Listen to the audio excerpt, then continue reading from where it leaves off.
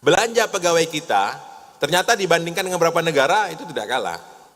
Tapi gaji pegawai negeri Indonesia itu dibandingkan dengan beberapa negara, termasuk di negara-negara Amerika Latin, itu kita masih lebih rendah. Jadi pegawai negeri tak perlu terlalu berkecil hati karena gajinya kecil, tapi belanja pegawainya cukup lumayan. Itu data jelas di pusat maupun di daerah seperti itu. Namun demikian dari 4,2 juta kita harus memaklumi bahwa masih ada pegawai negeri kita yang dianggap sebagai masyarakat berpenghasilan rendah, MBR.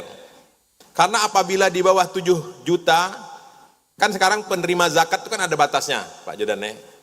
Orang berpenghasilan berapa dianggap penerima zakat? Ternyata pegawai negeri kalau golongan 2 tadi ya boleh menerima zakat.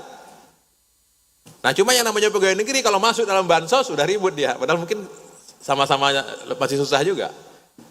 Kan indikator kemiskinan itu kan pertama penghasilannya, berapa penghasilannya. Kemudian rumah, berapa meter persegi rumah yang ditempati.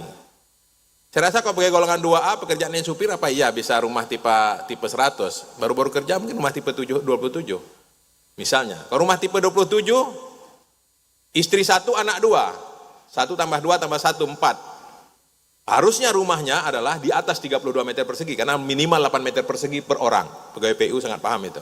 Sehingga Pak Menteri PU mengatakan pokoknya rumah paling kurang 9 meter persegi per orang, bukan 8 meter. Karena minimalnya itu 8 meter persegi. Kalau seseorang mendapat bagian di rumah itu 8 meter persegi ke bawah, berarti dia miskin. Artinya ada peluang kemungkinan pegawai-pegawai negeri kita yang 10%, 400-an ribu orang ini, seluruh Indonesia, itu adalah masyarakat berpenghasilan rendah.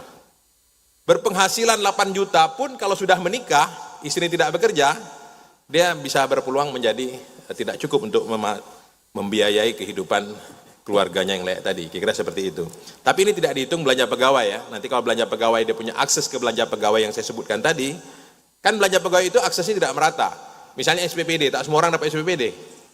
Gitu. Rapat misalnya ada undangan rapat, tak semua orang ikut rapat. Kira-kira seperti itu. Nah, oleh karena itu kita harus meyakini sebagai pegawai negeri bahwa memang ini pilihan kita. Kita memilih jadi pegawai negeri, ya kita berada di kuadran 1. Kuadran 1 itu ya pekerja. Saya apabila melantik CPNS, saya selalu mengatakan apakah Anda memang sudah siap mau dilantik? Karena ada kesempatan untuk mundur. Gitu. Jangan nanti setelah bekerja 10 tahun, Anda baru bisa melunasi kredit motor roda 2 dan rumah tipe 45, temanmu yang kerja di tambang sudah pakai mobil. Anda baru terasa iri. Karena pegawai negeri seperti tadi, kenaikan gaji berkala berapa? Saya yang bekerja sudah 36 tahun kan gaji saya naik berkala, sekarang gaji saya kan 5,9 juta. Cuma karena saya sekjen agak keren juga, tunjangan agak lumayan gitu loh. Misalnya gitu. Tapi berapa yang jadi sekjen? Berapa yang jadi sekda provinsi? Berapa yang jadi sekda kabupaten kota? Kan nggak banyak. Nah oleh karena itu kita harus yakin bahwa kita bekerja di kuadran 1, ini harus kita lakukan dan kita cintai. Karena hidup ini kan di persimpangan jalan kan selalu kita harus milih.